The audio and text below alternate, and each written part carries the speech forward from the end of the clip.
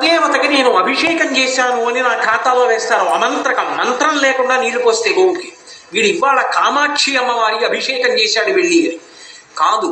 పితృదేవతలట ఎదురు చూస్తుంటారట, ఎవడైనా గరుకు స్తంభం వేసేవాడు ఉన్నాడా అని చూస్తుంటారట. ఆవుకి మన అభ్యున్నతి కోసం ఈశ్వరుడు ఒక బలహీనత పెట్టాడు. దానికి తోకతో కొట్టుకుంటుంది ఎక్కడన్నా దొరద పెడితే. నిజంగా తోక తగిలితే కర్ర పెట్టి కొట్టినట్టు ఉంటుంది, అలా కొడుతుంది. ఇంకా వెనక్కి ఏదైనా వస్తే కొమ్ముతో గీరుకుంటుంది.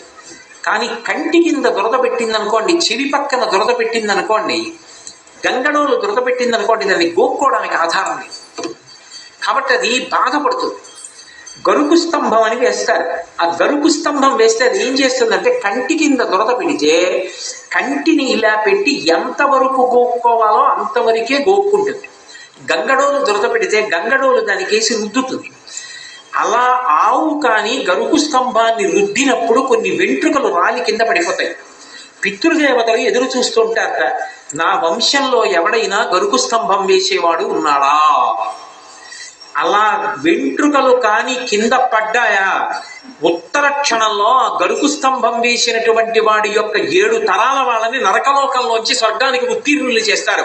నేను చెప్పట్లేదు, వేదం చెప్తాను. ఒక గోవు నుండి అంతటి అభ్యున్నతి ఉంది.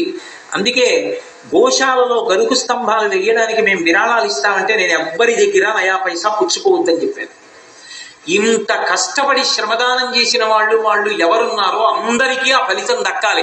అందరి పేరు మీద గోశాల వాళ్ళని గరుకు స్తంభాలు వేయమని చెప్పాను తప్ప ఒక్కళ్ళే గరుకు స్తంభాలకి విరాళం పుచ్చుకోవద్దు అని చెప్పాను. అందరికీ దక్కాలి ఆ భాగ్యం, వేదం ప్రమాణం అయినప్పుడు. ఒక్క గోవు అంత గొప్పది.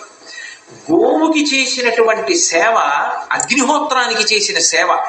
దాని వలన అంత శ్రేయస్సు కలుగుతుంది. విశేషించి ఒక్క గోశాల ఉంటే, ఒక్క